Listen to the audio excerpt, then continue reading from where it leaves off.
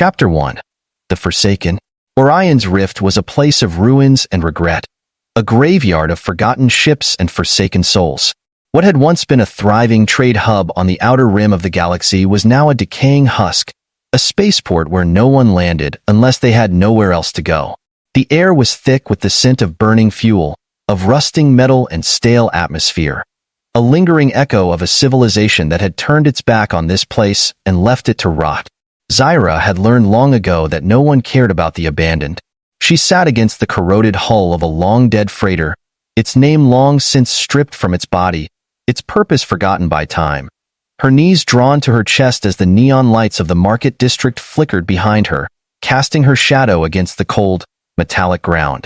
She had once had a name that meant something, once belonged to a people who had called themselves noble, who had held themselves above the lesser species of the galaxy, but that was before they cast her out, before she became nothing. She tightened her arms around herself, her fingers pressing into the fabric of the tattered cloak she had stolen off a merchant's cart days ago. The only thing keeping her warm against the frigid artificial night of Orion's Rift. Her skin, once a deep, shimmering violet, had faded to something dull, a sign of malnutrition, of exhaustion, of too many days spent without proper food, proper shelter, proper purpose. Her once proud silver hair was tangled, uneven, a mess that matched the rest of her broken existence. She had once believed in destiny, in fate, in the will of the cosmos. Now, she believed in nothing.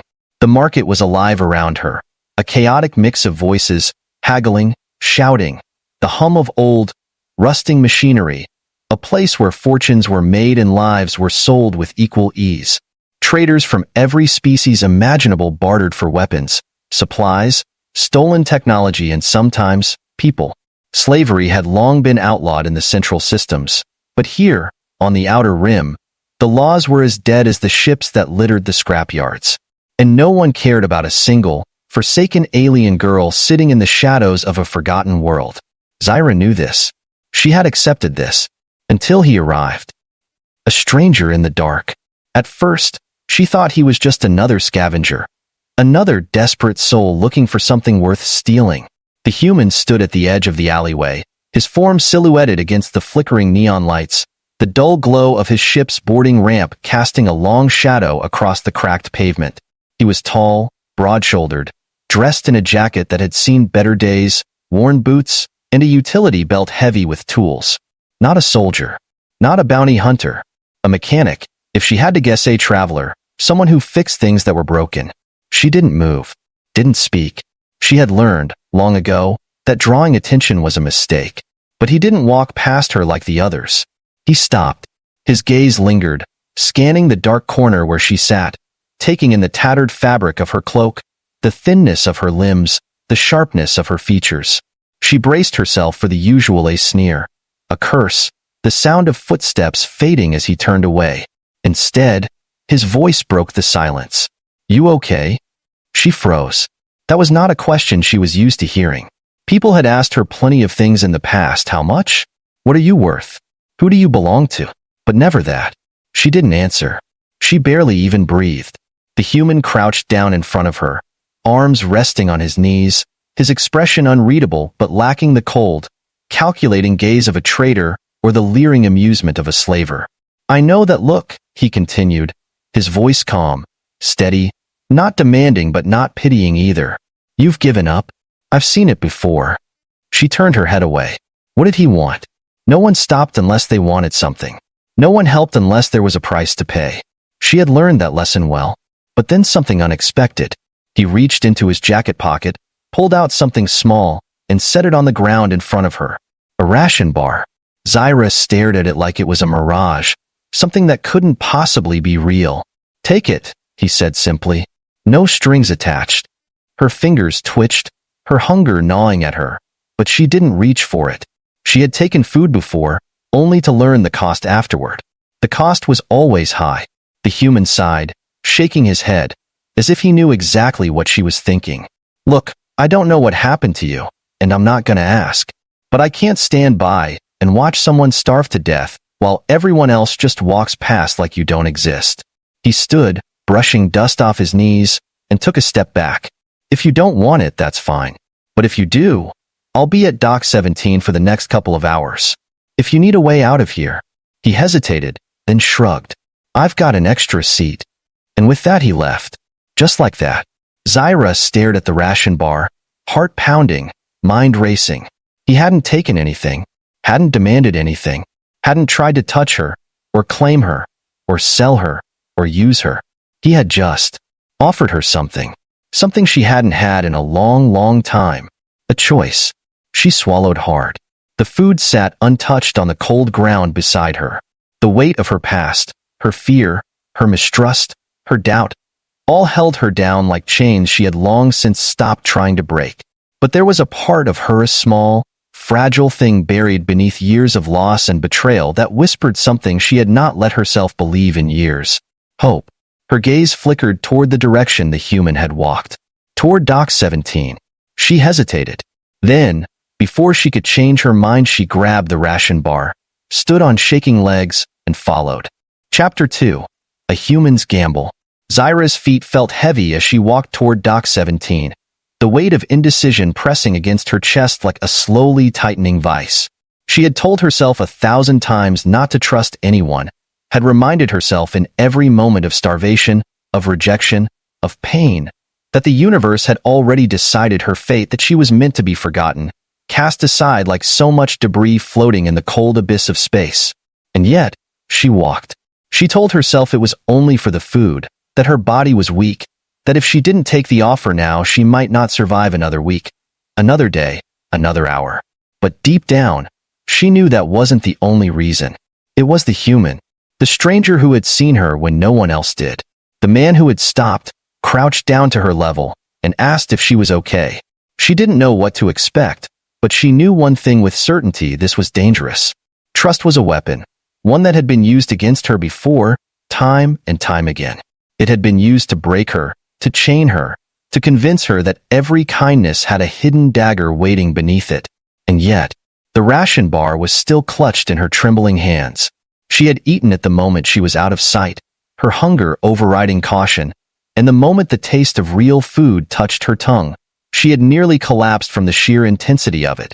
It had been so long since she had eaten something that wasn't stolen scraps, moldy bread, or nutrient paste that tasted like rust. The simple act of chewing, swallowing, feeling sustenance in her stomach had nearly made her cry. And that was what scared her most. Not that he had given her food. Not that he had walked away without demanding something in return. But that it had made her want to believe in him.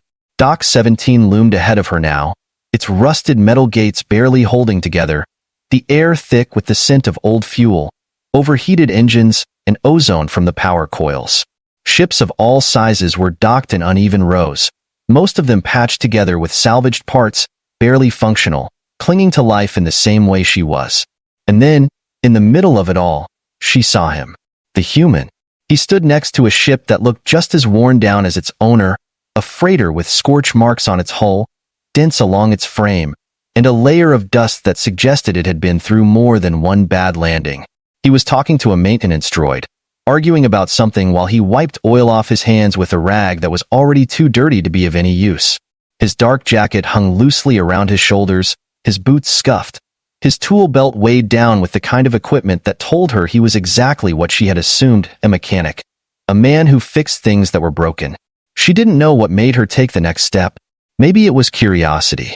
Maybe it was desperation. Maybe it was the whisper of something she had long since stopped listening to. Hope.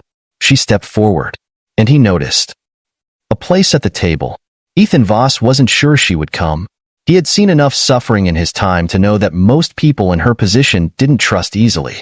He hadn't expected her to take the food. Hadn't expected her to follow. Hadn't expected anything at all, really. So when he saw her standing there, small and uncertain, her silver-white hair tangled, her violet skin dull from exhaustion, her eyes wary but focused, he knew he had just made things complicated. He had acted on instinct, which was usually a bad idea. He didn't know her. Didn't know her story, what she had done, where she had come from. All he knew was that she had been sitting in the dirt, starving, forgotten, and that was something he couldn't just walk past. And now here she was, a ghost from a life someone had tried to erase. He sighed and tossed the oil-stained rag onto a crate before looking at her. Glad you decided to show up. She didn't answer immediately. She just stood there, her body tense, like she was waiting for the trap to spring. Ethan had seen that look before. It was the look of someone who had been given hope before, only to have it ripped away. You hungry? He asked after a moment. She flinched. Just barely. But he caught it. Her voice was barely a whisper, rough, uncertain. Why are you doing this? Ethan sighed, scratching the back of his neck. Because I can.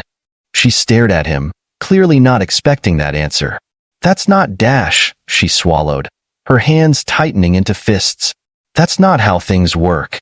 Ethan's expression hardened slightly. No, it's not. But maybe it should be.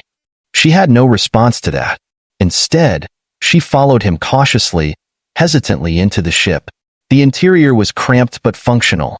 A mechanic's home disguised as a vessel, filled with half-repaired panels, exposed wiring, and a workbench cluttered with spare parts. But it was clean. It smelled of oil and metal, of fuel and machinery, but not of filth, not of decay. And then, in the center of it all, a small dining area with a table that looked like it had been welded back together more than once. Ethan grabbed another ration pack, tore it open, and set it in front of her. Eat. She didn't move, didn't touch it. She watched him, waiting for the moment he would tell her the cost. But he just sat across from her, kicked his feet up on another crate, and started eating his own meal. Like it was the most normal thing in the world. Like she wasn't broken. Like she wasn't nothing. Her fingers trembled as she reached forward. She picked up the food. And she ate. And for the first time in years, she didn't feel like she had to apologize for it. A human's gamble. Ethan didn't ask questions. Not at first. He let her stay, let her eat, let her breathe without demanding answers. And in return, she started helping. At first, it was small things, picking up tools, holding parts in place while he worked on the ship, handing him a hydrospanner before he even asked for it. Then, bigger things. She was smart, quick, had an instinct for machinery that surprised even him. She had once been someone, once belonged to something. He could tell, but she didn't talk about it. Not yet, and he didn't push. But the past? The past was never far behind. It caught up to her 1 week later, when the bounty notice hit the system-wide network. A contract. For a missing asset. An outcast. A runaway. A traitor. Her face. Her name. A price. And just like that, Ethan realized he had made a mistake. Because Zyra wasn't just a lost girl in the dirt. She was hunted. And now, so was he. Chapter 3. Running from the past. Orion's rift was never truly quiet. But in the dead of the station's artificial night cycle, the noise settled into something low and simmering. Like the universe itself was holding its breath. The neon-lit alleys, the rusting cargo haulers, the ever-present murmur of distant ship engines, all blended into the background. Nothing more than a dull hum against the real weight pressing down on Zyra's chest. The moment she saw her own face staring back at her from the bounty notice, she felt the cold grip of fear tightening around her throat. The screen flickered, the words wanted. High-priority target stamped across it in bold red letters, her old name displayed in a language she hadn't seen in years. Zyra Velos. Exiled. Worth 250,000 credits alive. 100,000 dead. Her past had found her. And this time, it wouldn't let her go. She turned away from the screen, forcing herself to breathe, to think, to not fall apart right there in the middle of the market. She had spent years hiding, surviving, staying in the shadows, but no amount of running could erase who she had once been. The people she had once called family, the crime she had committed in their eyes. Treason. That's what they had called it. That's why they wanted her back. The weight of the bounty made the air heavier, made the station walls feel like they were closing in on her. It didn't matter that she had been exiled, abandoned, stripped of her title, her home, her people. It didn't matter that she had been nothing more than a shadow in the dirt for years. Because the moment she stepped onto Ethan's ship, the moment she accepted his help, the moment she allowed herself to believe in the smallest sliver of hope, she had become a target again. And now, so had he. Her hands clenched at her sides as she turned, heart pounding. She had to leave. Had to disappear before the wrong person saw the bounty, before they put the pieces together, Before they realized the alien girl Ethan Voss had taken in was the same one the entire galaxy was now hunting. She had no choice. She had to run. But when she reached Dock 17, when she saw Ethan leaning against the side of his ship, arms crossed, watching her with an expression that told her he already knew she stopped, the words died in her throat. He didn't look surprised, didn't look angry. He just let out a long sigh and said, "So, you planning to tell me why you're worth more than my ship?" She stared at him. He had seen it. He knew. And yet he was still standing there, still waiting, still giving her a chance to explain. And for the first time since she had first stepped onto his ship, since she had first let herself believe in something other than survival, she told the truth. The crime of being free. She hadn't always been nothing. Once, a lifetime ago, she had been Zyra Velos, first daughter of House Velos, heir to one of the most powerful ruling families in the Syndicate. She had been raised in luxury, trained in politics, taught from birth that her purpose was to serve the will of her people, to obey without question, to accept the path chosen for her.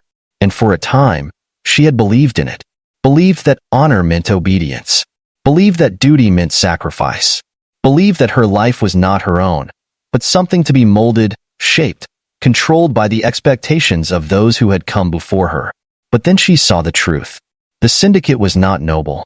It was not honorable. It was a machine built on blood, on control, on the silencing of those who dared to question it. She had seen it in the way her father dealt with dissent, in the way traitors were made to disappear, in the way whole colonies were erased from existence the moment they refused to submit.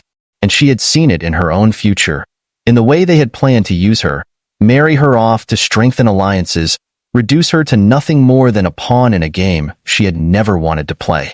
She had tried to accept it, tried to tell herself it was her duty, her fate, her purpose. But when she looked into the eyes of those who suffered under her family's rule, when she saw the chains they wrapped around entire worlds in the name of order, she had realized she couldn't do it. She wouldn't. So she ran. She stole a ship, broke free from the chains that had bound her since birth, and for a moment she had been free. But the Syndicate did not forgive betrayal. And now, after years of believing they had finally forgotten her, they had come to collect. A choice that wasn't his to make. Ethan didn't say anything at first, didn't react, didn't call her a liar, didn't question her story, didn't demand proof. He just listened. And that was what broke her the most. Not the bounty, not the memories, not the fear, but the fact that he listened as if she wasn't just a fugitive, a runaway, a mistake that the Syndicate wanted erased, as if she was just a person. Finally, after a long silence, he exhaled and rubbed a hand down his face. "Well, that's a hell of a mess." Zyra let out a hollow laugh. "Yeah, it is." Ethan shook his head, muttering under his breath. "I should have guessed. No one goes through what you went through and comes out clean." She tensed. "I didn't ask you to get involved." He snorted. "Oh, trust me, I know. But I did anyway." She swallowed. "Then let me go." His expression darkened. "You really think running will help? You think you can just disappear again?" Her chest tightened. "I have to try." Ethan leaned forward, voice low. "They already found you once. If you run now, they'll find you again. And next time, you won't be lucky enough to have someone watching your back." She hated that he was right, hated that she had nowhere to go, hated that for the first time in years, she wasn't running alone anymore. She looked at him, really looked at him, and asked the question she had been too afraid to say out loud. "Why are you helping me?" He was quiet for a long moment, his expression unreadable. Then, finally, he sighed. "Because I was you once." Her breath caught. Ethan didn't elaborate, didn't explain, but she saw at the weight in his eyes, the shadow of his own past lurking just beneath the surface, the silent understanding that could only come from someone who had been where she was, who had lost what she had lost. And for the first time, she realized she wasn't the only one running from something. Ethan Voss had his own ghosts. And now, whether he liked it or not, they were running together. She exhaled, nodded, and for the first time, she wasn't afraid. Chapter 4. The Price of Freedom. The hum of the ship's engines filled the air, a rhythmic pulse that Zyra had come to find strangely comforting, like the steady beating of a mechanical heart beneath her feet. It was different from the ships she had known as a child, different from the grand syndicate vessels that had once been her entire world, sleek and cold and filled with silent corridors where power lurked in the shadows. Ethan's ship was loud, cluttered, imperfect, and yet, it was the first place in years that had felt real. But reality was never kind. She stood by the viewport, staring out at the vast emptiness of space, her reflection faint against the dark glass. Her body was still tense from the revelation, from the knowledge that she was once again a hunted thing. Her face now broadcast across every bounty network in the sector. 250,000 credits. Dead or alive. That kind of money could turn any starving drifter into a killer. That kind of money could bring the worst of the galaxy to her doorstep. And now, she had dragged Ethan into it too. She turned from the window, crossing her arms tightly as she leaned against the cold metal wall. "We need to talk." Ethan, who was sprawled across the pilot's chair, boots propped up on the dashboard as if they weren't currently one wrong move away from being ripped out of hyperspace by a syndicate kill team, raised a brow. "You want to talk? That's new." She ignored the jab. "I can't stay here." The humor vanished from his face. "No." She stiffened. "What do you mean, no?" He swung his legs off the console, turning to face her fully. "I mean, no. You're not going anywhere." Her jaw clenched. "You saw the bounty. I'm deadweight now. A liability. You keep me here, and you'll have every syndicate enforcer in the quadrant gunning for you. You don't owe me anything, Ethan." His expression darkened. "Don't do that." She frowned. "Do what?" He stood, closing the space between them in slow, deliberate steps, until he was close enough that she had to tilt her head up to meet his gaze. "Act like your life is some kind of inconvenience I should just cut loose." Her stomach twisted. "It's the truth." His eyes burned with something fierce and unwavering. "It's not." She exhaled sharply, frustrated. "Damn it, Ethan. I'm trying to protect you. And I'm trying to save you." The words hung between them, heavy, charged, filled with something she couldn't define, something she didn't know how to accept. Ethan let out a breath, shaking his head. "Look, I get it. You're scared. You've been on your own for a long time, and the moment you let someone help, the universe decided to screw you over again. But you don't get to decide for me, Zyra. I make my own choices, and I'm choosing to keep you here. Not because I have to, not because I owe you, but because I want to." She stared at him, struggling to understand why he was doing this, why he refused to walk away when every logical part of her knew he should. She had never met anyone like him, and that terrified her more than the bounty.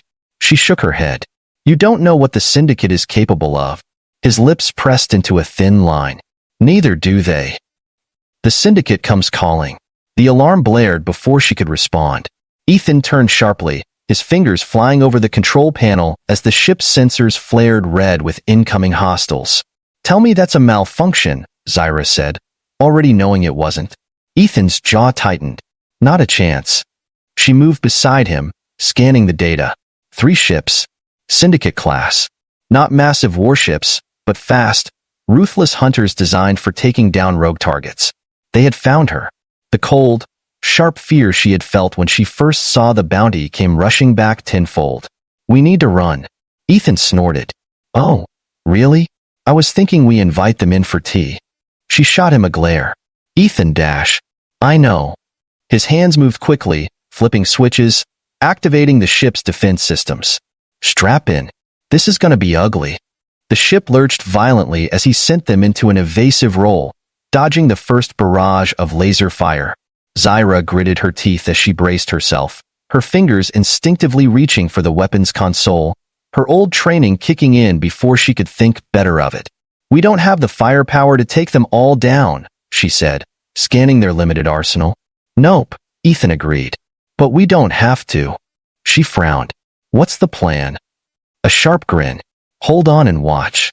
He yanked the ship into a sharp dive, skimming the edge of a nearby asteroid field, weaving between jagged debris at breakneck speed. The syndicate ships followed, but they weren't built for tight maneuvering. Ethan's ship was. The first enemy fighter clipped an asteroid, spiraling out of control before exploding on impact. Zyra let out a short breath.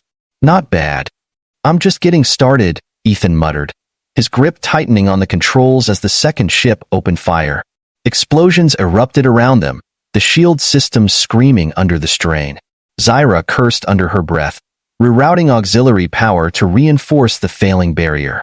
Shields won't hold much longer. They don't have to.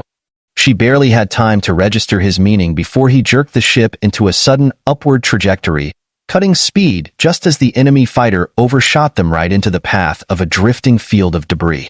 The impact was instant. The second Syndicate ship shattered on collision, leaving only one left. The last one, however, was not so easily fooled. Zyra's pulse pounded. "They're locking weapons, Ethan. We don't have another trick up our sleeve." He didn't answer. Because he didn't need to. A new signal blared across the comms, and Zyra's stomach dropped as she recognized the signature of the approaching vessel. Not Syndicate. Not a bounty hunter. But a Republic warship. The enemy fighter must have seen it too, because they cut their losses and turned tail, vanishing into hyperspace before the Republic patrol could intercept. Silence settled in the cockpit as the immediate danger passed. Zyra exhaled, slumping back against the seat, her heart still racing.